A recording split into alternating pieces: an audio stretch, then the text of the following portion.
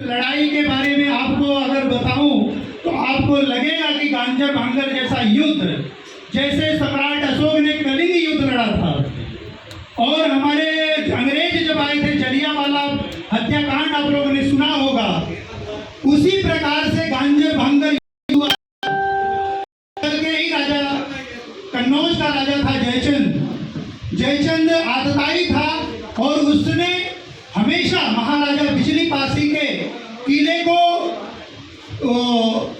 हासिल करना चाहता था, उन्हें परास्त करना चाहता था। कई बार उन्होंने चढ़ाई किया लेकिन हमेशा वो परास्त होता था। लेकिन जब उसे लगा कि मैं इनसे पार तो सामने से युद्ध करके नहीं पा सकता, तो उसने क्या किया कि जो महोबा के राजा थे, राजा नहीं योद्धा थे, महोबा के जो वीर थे, आप सभी उनका नाम सुने होंगे, आल्हा में, गीतों में, किताबों में आल्हा उदल अजय माने जाते थे। कोई कहते हैं कि उनको देवी का वरदान प्राप्त था, उन्हें कोई हरा नहीं सकता था। इस तरीके के भी भ्रमित लोग करते थे उनके नाम को हाईलाइट करने के लिए, क्योंकि उनकी जात से आपको पता चल जाता है कि कौन सी जाति के होंगे। लेकिन वही वीर शिरोमणि महाराजा जो कई बार उनको भी हरा चुके थे रणभूमि में, तो वो अजय कैसे हुए? तो अजय जो हुआ वो महाराजा बिजली पासी हुए, जो उनको हराने का काम किया।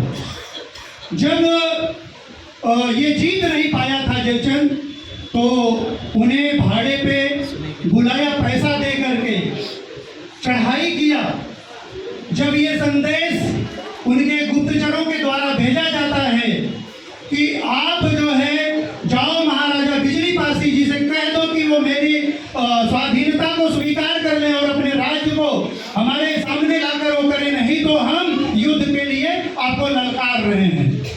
जब इस बात को गुप्तचर जाकर के महाराजा बिजली पासी को सुनाता है, तो उन्होंने कहा कि हम एक राजा हैं और हमारे पास 12 किले हैं और हमने इस 12 किलों को अपने शौर्य पराक्रम के बल पर बनाया है।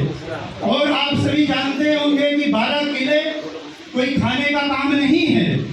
ऐसा महापुरुष जिसने अपने शौर्य साहस दम पर, वीरता के दम पर, अपने पराक्रम के दम पर 12 अजय किला, मजबूत किला, विभेद किला उन्होंने बनाया हुआ था।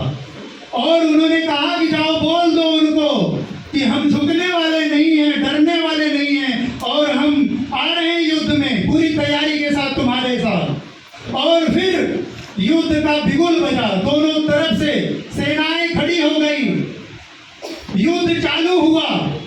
जब युद्ध चालू होता है तो आप सोच लो कि ऐसे महान योद्धा 3 महीना 13 दिन तक ये युद्ध चला। ऐसे क्रांतिकारी योद्धा बिजली पासी का 16 बरसेगा जिस ओर से, कांप उठेगी धरती या न मिलेगा जोर से। और महाराजा बिजली पासी ने अपने शौर्य को दिखाया, दुश्मनों के दांत खट्टे हो गए और जब रण में उनकी तलवारें चमकने लगी तो ये कांपने लगे और परास्त होने के कगार पे आ गए।